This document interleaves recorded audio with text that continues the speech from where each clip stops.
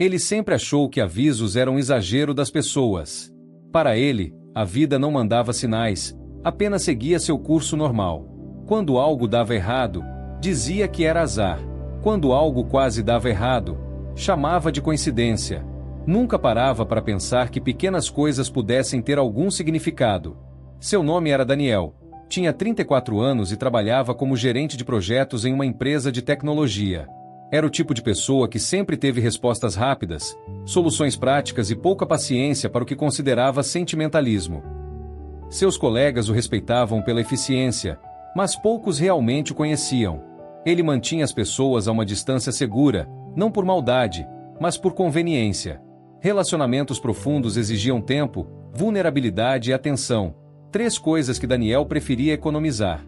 Nos últimos meses, porém, esses pequenos acontecimentos começaram a se repetir. Um atraso estranho que o fez perder compromissos importantes. Um mal-estar repentino sempre que tomava certas decisões. Um aperto no peito quando insistia em caminhos que, no fundo, sabia não serem corretos. Ele ignorava tudo. Seguia em frente, convencido de que parar para refletir era perda de tempo. A primeira vez foi numa terça-feira de março. Daniel tinha uma reunião crucial com investidores às 9 da manhã. Acordou no horário certo, tomou café rapidamente e saiu de casa com 20 minutos de antecedência, tempo mais do que suficiente para chegar ao escritório. Mas ao entrar no carro, a chave girou e nada aconteceu. Bateria morta. Impossível. Ele tinha trocado a bateria há menos de 3 meses. Chamou um táxi, mas o trânsito estava inexplicavelmente congestionado. Não havia acidente, não havia obra, apenas um fluxo lento e frustrante de carros avançando metro por metro. Chegou 40 minutos atrasado. Os investidores já tinham ido embora. O negócio, perdido. Daniel culpou a bateria, o trânsito, o azar. Nunca pensou que talvez aquele negócio não fosse o certo para ele, que talvez houvesse algo a ser evitado naquela parceria. Sua equipe tinha mencionado ressalvas sobre os investidores, rumores de práticas questionáveis, contratos abusivos com empresas anteriores. Mas Daniel estava focado nos números, no potencial de crescimento, no prestígio que aquele acordo traria. 2 semanas depois, descobriu que aqueles mesmos investidores estavam sendo investigados por fraude. A notícia chegou num artigo de jornal que leu distraidamente durante o almoço. Sentiu um alívio breve, mas rapidamente o transformou em vitória pessoal. Que sorte escapei disso, pensou, sem perceber que talvez não fosse sorte. O segundo aviso veio de forma diferente. Daniel tinha o hábito de correr todas as manhãs antes do trabalho. 5 quilômetros, sempre o mesmo percurso, sempre no mesmo ritmo. Aquilo era quase meditativo para ele, ou mais próximo de meditação que sua mente acelerada permitia. Numa quinta-feira de abril, ao calçar os tênis de corrida, sentiu um desconforto no peito. Não era dor, era uma pressão leve, quase imperceptível. Hesitou por um segundo, mas logo descartou a sensação. Provavelmente dormiu de mau jeito. Saiu para correr normalmente. No primeiro quilômetro, o desconforto aumentou. No segundo, veio acompanhado de uma leve tontura. No terceiro, precisou parar. Sentou-se num banco de praça, respirando fundo, esperando que passasse. E passou. 15 minutos depois, estava normal novamente. Marcou uma consulta médica, mais para se tranquilizar do que por real preocupação. O médico pediu exames. Tudo normal. Coração saudável, pressão arterial perfeita, colesterol nos níveis ideais. Talvez seja estresse, sugeriu o médico. Você tem dormido bem? Está com muita coisa na cabeça? Daniel riu da sugestão. Ele não se estressava. Era produtivo, organizado, controlava bem suas responsabilidades. O médico apenas deu de ombros e recomendou que diminuísse o ritmo caso os sintomas voltassem. Os sintomas voltaram, mas não durante as corridas. Voltaram em momentos específicos, como se fossem ativados por gatilhos invisíveis. Acontecia quando estava prestes a enviar um e-mail ríspido para um funcionário, quando ia assinar um contrato que beneficiaria apenas a empresa, prejudicando fornecedores menores, quando mentia para justificar uma ausência em eventos familiares. O aperto no peito tinha um padrão, mas Daniel não queria ver. As pessoas ao redor tentavam alertar. Um amigo dizia para ir com calma. Um familiar pedia que pensasse melhor. Até um desconhecido, certa vez, fez um comentário simples que o incomodou mais do que deveria. Ele riu, desconversou e seguiu como se nada tivesse sido dito. Seu amigo Ricardo era especialmente persistente. Eles se conheciam desde a faculdade, e Ricardo era uma das poucas pessoas que Daniel permitia que chegasse perto. Numa sexta-noite, tomando cerveja num bar próximo ao apartamento de Daniel, Ricardo tocou no assunto novamente. Você tem percebido como está diferente ultimamente? Daniel franziu a testa. Diferente como? Mais distante. Mais irritado. Parece que está sempre com pressa, mesmo quando não há motivo. Tenho muita coisa no trabalho. Sempre teve. Mas antes você sabia separar. Agora é como se estivesse fugindo de algo. Daniel tomou um longo gole da cerveja, evitando o olhar do amigo. Fugindo do quê, exatamente? Ricardo hesitou, escolhendo as palavras. Não sei. De você mesmo, talvez. Das coisas que realmente importam. A frase ficou no ar, pesada e incômoda. Daniel forçou uma risada. Você está ficando filosófico demais. Rick, relaxa. Está tudo bem comigo. Mas não estava. E uma parte dele sabia disso. A mãe de Daniel também notou a mudança. Durante uma visita rápida que ele fez à casa dela num domingo, ela preparou o almoço favorito dele, lasanha com aquele molho especial que só ela sabia fazer. Enquanto comiam, ela comentou casualmente: Você tem conversado com a Mariana? Mariana era ex-namorada de Daniel. O relacionamento havia terminado 6 meses atrás, de forma abrupta e dolorosa. Pelo menos, tinha sido dolorosa para ela. Daniel tinha encerrado tudo por mensagem, alegando que não estava mais funcionando, que precisava focar na carreira, que era melhor assim. Não, mãe. E não vou conversar. Está tudo resolvido. Resolvido ou encerrado? São coisas diferentes. Daniel suspirou, impaciente. É a mesma coisa. Não, filho. Resolver é quando você entende o que aconteceu, aprende com aquilo e segue em frente de forma saudável. Encerrar é só virar a página sem ler até o fim. Ele não respondeu. Continuou comendo, tentando ignorar o nó que se formava na garganta. O comentário do desconhecido aconteceu numa manhã de sábado. Daniel estava na fila do mercado, comprando o básico para a semana. À sua frente, uma senhora idosa conversava com o atendente do caixa sobre nada em particular. O clima, as plantas do jardim, a neta que estava aprendendo a ler. Daniel checava o celular, impaciente, querendo que a fila andasse logo. A senhora percebeu sua inquietação e se virou para ele com um sorriso gentil. Desculpe a demora, jovem. Sei que está com pressa. Tudo bem, respondeu Daniel, mais por educação que por sinceridade. A senhora inclinou a cabeça, estudando por um momento. Posso te dar um conselho que não pediu? Daniel forçou um sorriso educado, sem saber o que esperar. Aprenda a ouvir o silêncio. É nele que as respostas mais importantes aparecem. A frase o pegou desprevenido. Não fazia sentido nenhum. Ou fazia, mas ele não queria admitir. Agradeceu com um aceno de cabeça e assim que a senhora saiu, esqueceu, ou tentou esquecer, o que ela disse. Mas a frase voltava à mente nos momentos mais inesperados. No trânsito. Antes de dormir. Durante reuniões vazias. Como um eco persistente que não queria se calar.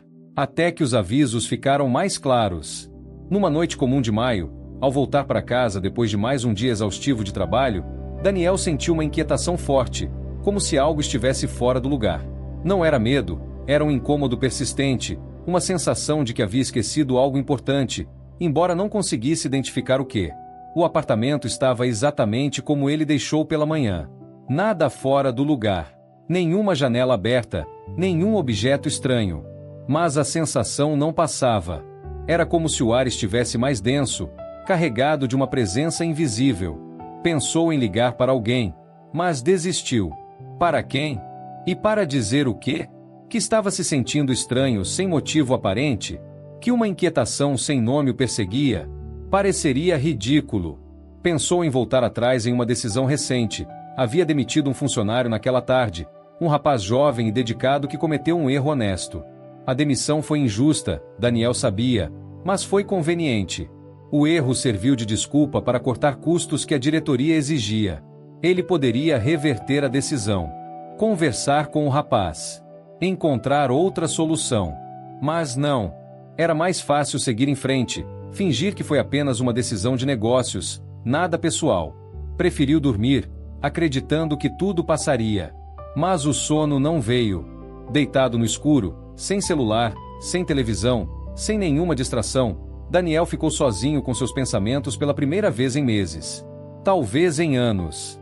Ele sempre encheu sua vida de ruído, podcasts durante a corrida, músicas no carro, televisão de fundo em casa, reuniões atrás de reuniões no trabalho.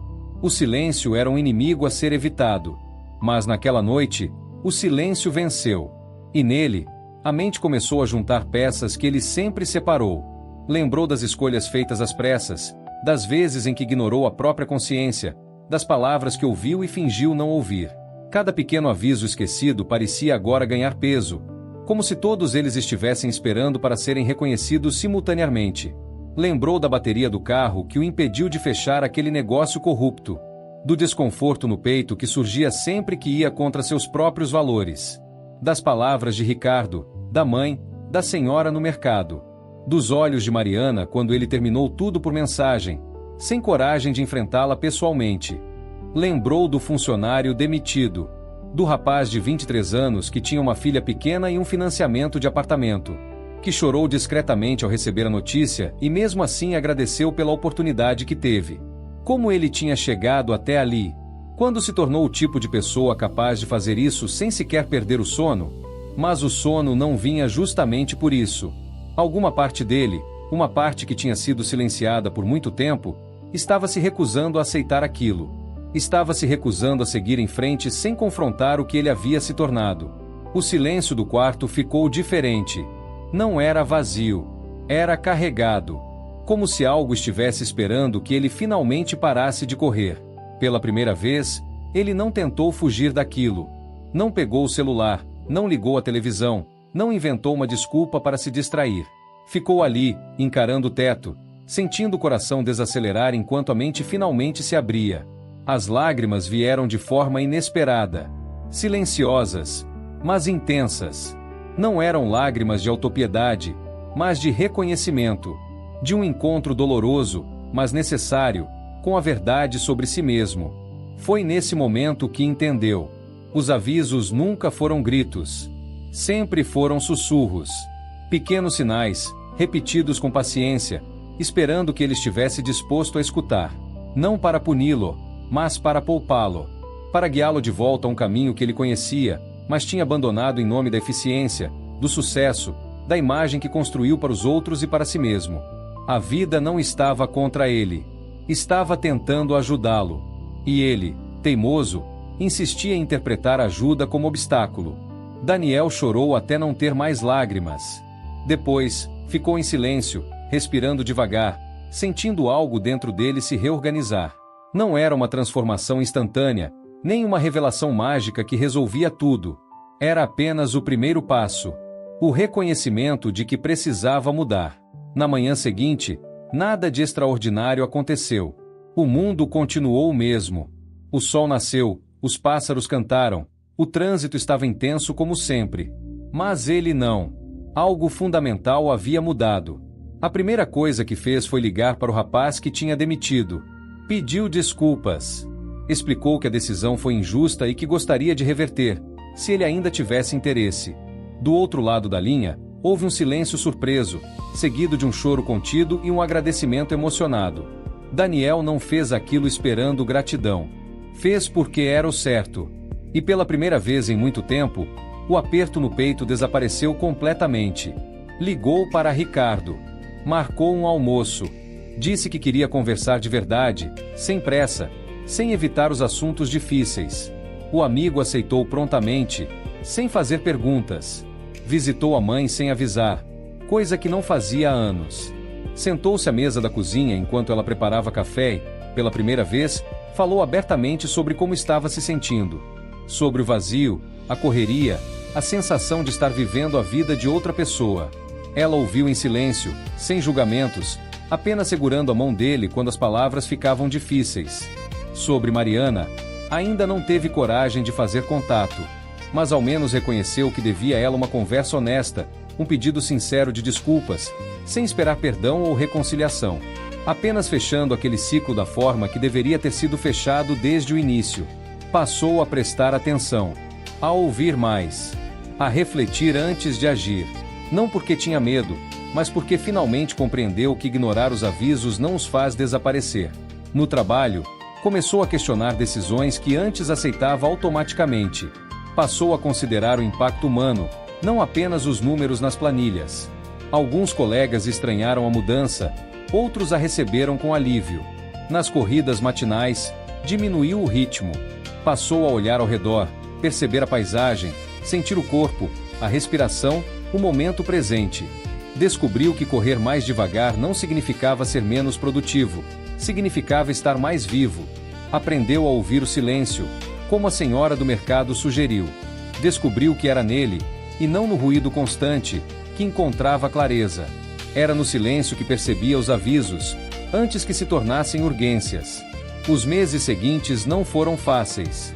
Mudar padrões de anos exige esforço consciente, tropeços, recomeços. Houve dias em que voltou aos velhos hábitos, momentos em que a tentação de ignorar os sinais e seguir no piloto automático foi forte. Mas sempre que isso acontecia, lembrava daquela noite, do silêncio carregado do quarto, das lágrimas que não conseguiu segurar, da sensação de finalmente se reencontrar depois de estar perdido por tanto tempo. E toda vez que lembrava, fazia a escolha de continuar, de prestar atenção, de ouvir. Daniel compreendeu algo fundamental. Os avisos não aparecem uma única vez, em grande estilo, exigindo atenção imediata. Eles são persistentes e gentis. Aparecem de novo e de novo, em formas diferentes, esperando pacientemente que estejamos prontos para recebê-los. Podem vir como uma bateria de carro que morre no momento certo, como um desconforto no peito que não tem causa médica, como palavras de amigos e familiares que se recusam a desistir de nós, como o comentário de uma estranha numa fila de mercado. Eles aguardam o momento em que serão entendidos. E quando finalmente são, a vida não se torna perfeita ou livre de problemas, mas se torna mais verdadeira, mais alinhada com quem realmente somos, não com quem achamos que deveríamos ser. Daniel aprendeu que viver não é apenas seguir em frente o tempo todo. Às vezes, é preciso parar, ouvir, refletir, ajustar a rota. Os avisos continuaram aparecendo em sua vida, mas agora ele os reconhecia. Uma hesitação antes de tomar uma decisão importante. Uma conversa que o incomodava de forma inexplicável. Um sonho recorrente que parecia carregar uma mensagem. Ele não tinha todas as respostas, mas estava fazendo as perguntas certas. E talvez seja isso que os avisos sempre tentaram ensinar. Que a vida é menos sobre ter certezas e mais sobre estar disposto a escutar, aprender, quando necessário, mudar de direção. Porque no fundo, os avisos não são punições ou ameaças. São atos de amor. Da vida, do universo, da própria consciência tentando nos proteger, nos guiar, nos trazer de volta quando nos perdemos. Basta estarmos dispostos a ouvir. Vê. Ele sempre achou engraçado. Desde pequeno, via a mãe ajoelhada ao lado da cama, com a Bíblia aberta, falando com Deus em voz baixa, como se ele estivesse ali, ouvindo cada palavra. Para ele, aquilo parecia exagero, algo antigo, algo que não fazia mais sentido no mundo moderno em que estavam vivendo. Lembrava-se claramente da primeira vez que questionou aquilo. Devia ter uns 7 anos. Era uma noite qualquer de semana, e ele havia acordado com sede. Ao passar pelo quarto da mãe, viu a luz acesa por baixo da porta. Curioso, espiou pela fresta e a viu ali, de joelhos, com as mãos entrelaçadas, murmurando palavras que ele não conseguia entender completamente. Na manhã seguinte, no café, perguntou com a inocência típica de criança: "Mãe, por que você fala sozinha de noite?" Ela sorriu, passou a mão nos cabelos dele com carinho e respondeu: "Não estou sozinha, meu filho. Estou conversando com Deus." Ele franziu a testa, confuso. "Mas Deus não está aqui." Ela continuou sorrindo: com aquela serenidade que ele jamais compreenderia naquele momento. Ele está em todo lugar, sempre. Aquela resposta não fez muito sentido para ele. Como alguém poderia estar em todo lugar ao mesmo tempo? Como alguém invisível poderia ouvir o que ela dizia? Ele guardou aquelas perguntas para si, mas a imagem da mãe ajoelhada ficou gravada em sua memória. Os anos da infância foram marcados por essa rotina. Toda noite, sem exceção, ela se ajoelhava. Não importava se estava cansada do trabalho, se tinha passado o dia inteiro limpando a casa, cozinhando, cuidando dele e dos irmãos. A oração vinha antes de tudo. Era como se ela tivesse um compromisso sagrado que nada poderia quebrar. Ele cresceu vendo aquilo. E, com o tempo, aquilo que era apenas curiosidade infantil começou a se transformar em algo diferente. Começou a achar aquilo repetitivo, desnecessário. Por que ela perde tanto tempo fazendo isso? Pensava enquanto brincava no quintal ou assistia à televisão. Quando chegou à adolescência, o riso virou ironia. Ele havia descoberto um mundo novo na escola, cheio de informações, ciência, lógica. Os professores falavam sobre método científico, sobre evidências, sobre como o mundo funcionava através de leis naturais. E nada daquilo incluía Deus. Ele começou a questionar tudo o que a mãe acreditava. Não de forma agressiva no início, mas com aquela arrogância típica de quem acha que descobriu a verdade. Dizia que orar não resolvia nada, que era apenas um placebo, uma forma de conforto psicológico para quem não tinha coragem de enfrentar a realidade como ela realmente era. Mãe, a senhora sabe que isso não muda nada, né? Ele soltava essas frases com frequência, especialmente quando via que ela estava orando por alguma situação difícil, quando faltava dinheiro para pagar as contas, quando alguém da família estava doente, quando havia problemas que pareciam não ter solução. Ela nunca discutia, nunca levantava a voz. Apenas olhava para ele com aqueles olhos cansados, mas cheios de algo que ele não conseguia nomear, e dizia: "Um dia você vai entender." Ele revirava os olhos e ia embora, achando que ela estava presa em uma mentalidade ultrapassada. Os amigos da escola reforçavam suas crenças. Eles riam juntos das pessoas religiosas, faziam piadas sobre igrejas, sobre pastores, sobre fiéis. Era quase um esporte intelectual para eles, uma forma de se sentirem superiores, mais esclarecidos, mais racionais do que aquela massa de pessoas que precisava de um Deus para se sentir segura. Mas a mãe continuava orando. Todas as noites. Sem falta. E ele continuava achando aquilo ridículo. Houve um episódio particularmente marcante quando ele tinha 15 anos. A família estava passando por dificuldades financeiras severas. O pai havia perdido o emprego, e a mãe fazia bicos para tentar manter a casa funcionando. O dinheiro mal dava para comida, e as dívidas começavam a se acumular. Numa dessas noites difíceis, ele a encontrou orando com mais intensidade do que o normal. Ela chorava baixinho enquanto pedia a Deus que abrisse portas, que desse uma solução, que cuidasse da família. Ele sentiu raiva, não dela, mas da situação, e descontou naquilo que via como ilusão. A senhora acha mesmo que alguém lá em cima está ouvindo? A senhora acha mesmo que vai cair dinheiro do céu?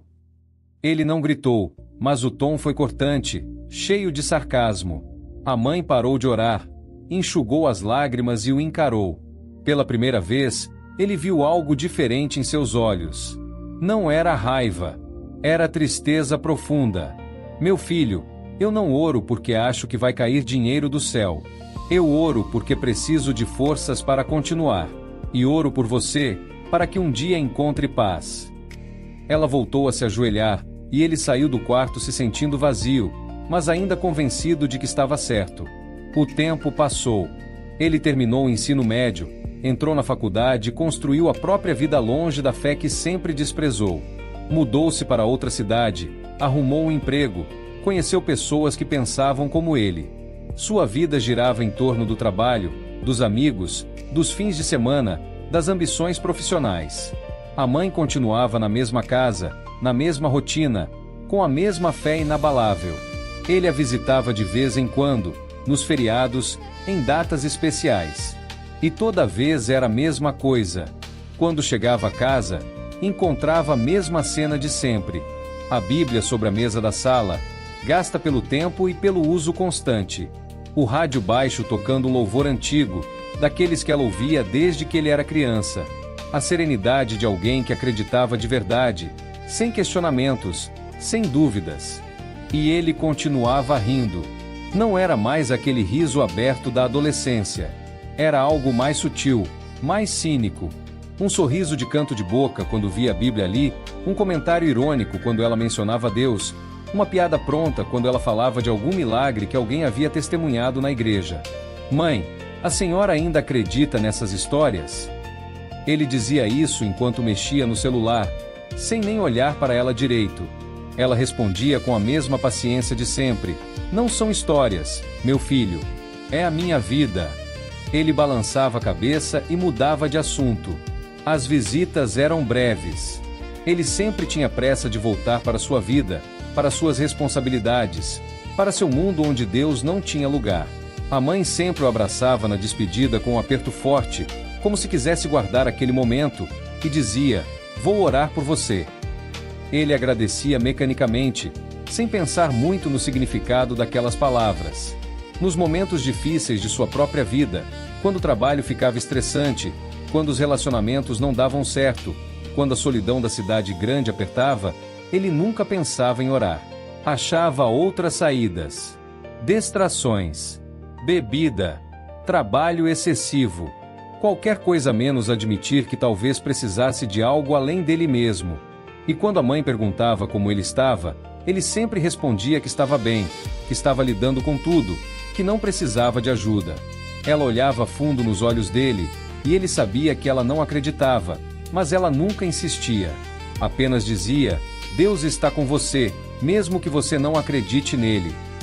Aquela frase o irritava profundamente. Como alguém que não existia poderia estar com ele?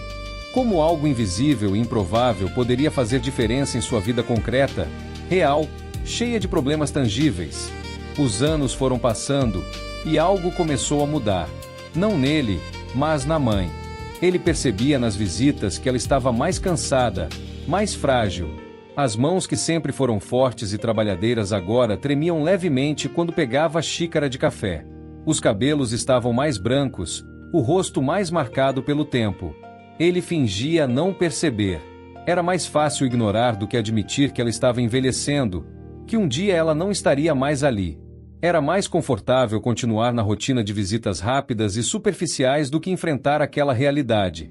Mas a vida tem uma forma cruel de nos forçar a encarar o que tentamos evitar.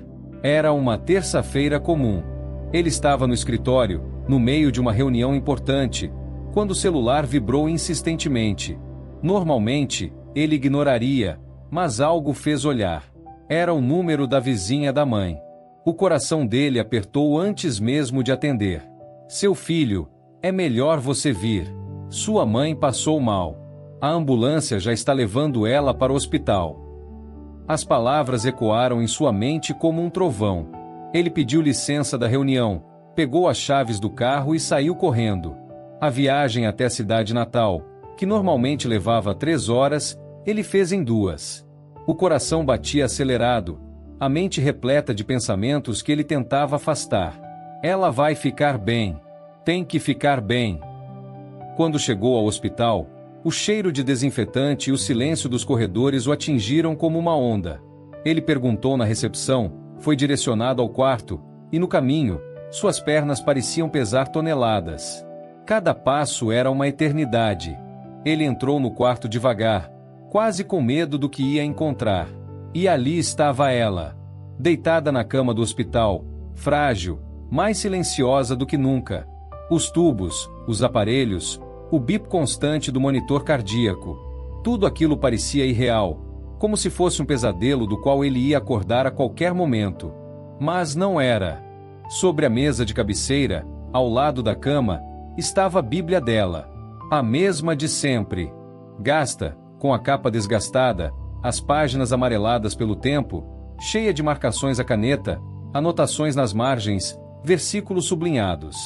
Alguém havia trazido da casa dela. Provavelmente a vizinha. Ele se sentou na cadeira ao lado da cama e ficou olhando para aquela Bíblia. Pela primeira vez, Não tinha piada pronta. Não tinha argumento. Não tinha riso. O silêncio daquele quarto parecia falar mais alto do que qualquer palavra que ele já havia dito na vida. As lembranças começaram a surgir, uma atrás da outra, como uma enxurrada que ele não conseguia controlar. As vezes em que zombou da fé dela. As palavras ditas sem pensar, com crueldade disfarçada de racionalidade. As orações que ele ignorou, interrompeu, desvalorizou. Os olhares de tristeza que ele fingiu não ver. Ele sentiu um aperto no peito diferente de tudo que já havia sentido. Não era medo de perdê-la, embora isso também estivesse presente. Era algo mais profundo. Era consciência. Era percepção aguda de que ele havia desperdiçado anos desprezando algo que era a essência da vida dela. E ela nunca havia deixado de amá-lo por isso. Ele segurou a mão da mãe. Estava fria e frágil, tão diferente daquelas mãos fortes que o haviam criado. Uma lágrima caiu sem que ele percebesse. Depois outra. Logo ele estava chorando silenciosamente, algo que não fazia desde criança. Quando ela abriu os olhos, levou alguns segundos para focar. Mas quando viu ali, sentado ao lado dela, segurando sua mão, um sorriso fraco se formou em seus lábios. Com dificuldade, com a voz quase sumindo, ela disse: "Eu orei por você hoje, antes de tudo acontecer." Aquilo quebrou algo dentro dele. Quebrou o muro que ele havia construído ao longo de tantos anos. Quebrou a armadura de cinismo e arrogância. Quebrou o orgulho que o impedia de admitir que talvez, apenas talvez, ele estivesse errado. A mãe voltou a fechar os olhos, respirando com dificuldade. Os médicos haviam dito que o quadro era estável, mas delicado. Ela precisaria ficar em observação. Ele passou a noite toda ali, sentado naquela cadeira desconfortável, sem conseguir dormir, sem conseguir pensar em outra coisa.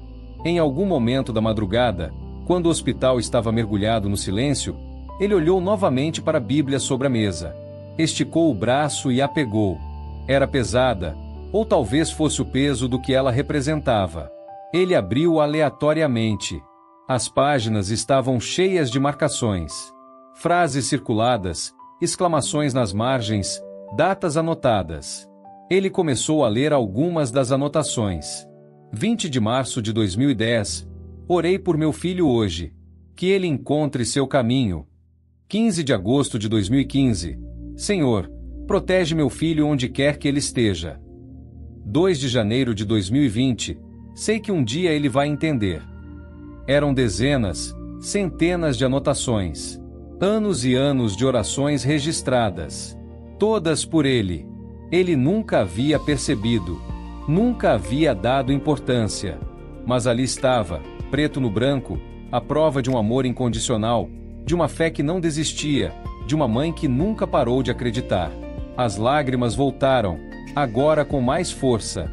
Ele fechou a Bíblia com cuidado, como se fosse algo sagrado, e a segurou contra o peito. E ali, naquele quarto de hospital, naquela madrugada fria e silenciosa, ele fez algo que nunca havia feito na vida. Ele nunca soube orar, nunca quis aprender, nunca achou que precisaria. Mas, ali, sozinho, em silêncio, ele falou do jeito que conseguiu. Não sabia se estava fazendo certo. Não sabia se as palavras eram adequadas. Não sabia se alguém realmente estava ouvindo. Deus! A voz saiu baixa, trêmula. Eu não sei se o Senhor existe. Eu não sei se está me ouvindo. Passei a vida inteira achando que tudo isso era ilusão. Mas ela acredita. Ela sempre acreditou. E se o Senhor existe mesmo, se está ouvindo isso, por favor, cuida dela. Ela não merece sofrer. Ela só foi boa a vida inteira. Por favor. Não foi uma oração bonita. Não foi ensaiada. Não tinha a estrutura que ele imaginava que orações deveriam ter. Mas foi sincera. Foi a primeira vez em toda a sua vida que ele admitiu, mesmo que apenas para si mesmo, que talvez houvesse algo maior do que ele, algo além da sua compreensão, algo que merecia pelo menos a chance de ser real. Ele ficou ali, em silêncio, depois daquelas palavras. Não sabia o que esperar. Não houve uma luz do céu, não houve uma voz respondendo, Não houve nenhum sinal místico. Mas havia algo diferente dentro dele. Uma paz estranha que ele não conseguia explicar. Como se, finalmente, depois de tantos anos, ele tivesse colocado um peso enorme no chão. Os dias seguintes foram de espera e ansiedade. Os médicos faziam seus procedimentos, ajustavam medicações, monitoravam sinais vitais. E ele permanecia ali, quase sem sair do quarto, como se sua presença pudesse fazer diferença. A mãe melhorava gradualmente. Dia após dia, recuperava as forças. A cor voltava ao rosto, a respiração ficava mais estável, ela começava a falar com mais facilidade. Os médicos ficaram surpresos com a recuperação. É uma mulher forte, diziam. Ele concordava, mas agora por razões diferentes.